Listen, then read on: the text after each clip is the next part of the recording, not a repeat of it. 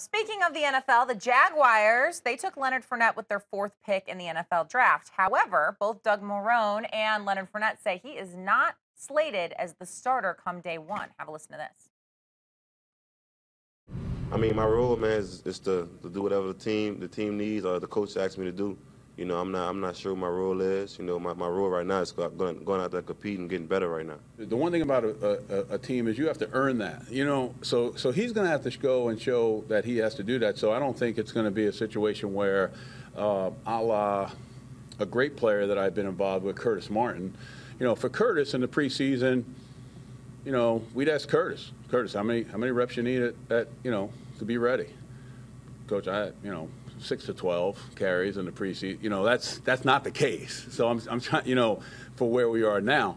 So I don't know that answer right now to the exact percentage of it, but obviously it's someone that we're looking for, and that was our goal offensively. You know, our goal as an organization to have someone back there that we can do that with.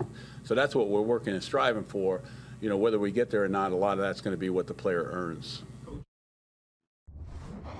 Okay, B-Max. So the Jags, they can throw out this rhetoric that Fournette needs to earn it, but he'll almost certainly get the bulk of the carries that Jacksonville has this season. Would you make a $100 bet that Fournette has as many carries as Ezekiel Elliot, who went 4th in his draft class during his rookie season? Shay, you don't even have to finish the question for me.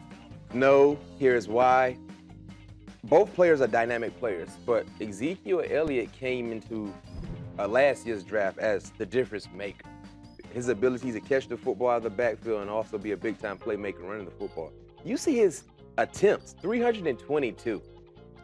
But the main reason why I'm also saying no outside of his expectations is that the Dallas Cowboys have the best offensive line in the NFL. They had the best offensive line before they drafted Ezekiel Elliott. And then when they drafted Ezekiel Elliott, remember, everybody was saying he's going to be a big-time fantasy player. Some people felt like they should draft him 1st or 2nd round, worst case scenario, fantasy-wise, because they saw how they used Darren McFadden a year ago, how they used DeMarco Murray the year before that, and how well they ran the football. I'm wondering where you're going with this. Exactly. So Ezekiel Elliott was going to be that same guy, and we knew he was going to get the opportunities.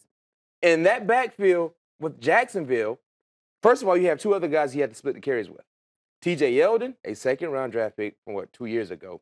Chris Ivory, they gave some money, nice money, to over $20 million or so in a new contract, and not saying that he will not emerge to be that starting running back, but it may take some time.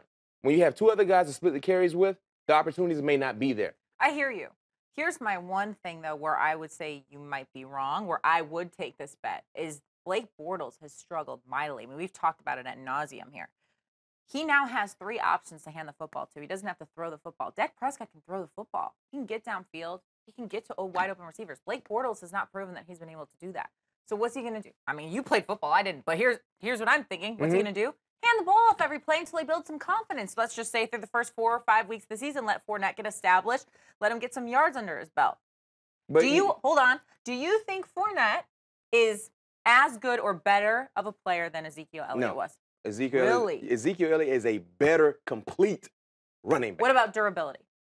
I still like Ezekiel Elliott. And that's the one area, Fournette's durability is what concerns me. But I just think when you have a quarterback that's struggling so much, there's a reason he has that many options at running back. And when you were just talking about Blake Bortles, you said, of course, his ability to struggle throwing the football, he has 3 options to hand the football off to in the backfield. That's what I just said. 3 options. So, therefore, you're proving my point because in Dallas, 21 is the main option, right?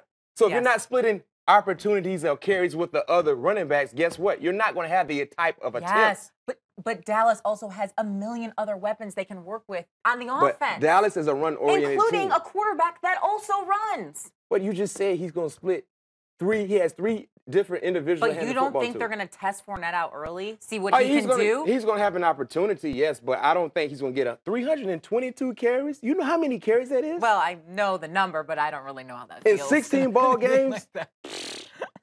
You gotta be in the 20s. Fine, maybe I just lost $100. Maybe you gained $100. Only time will tell, B-Mac.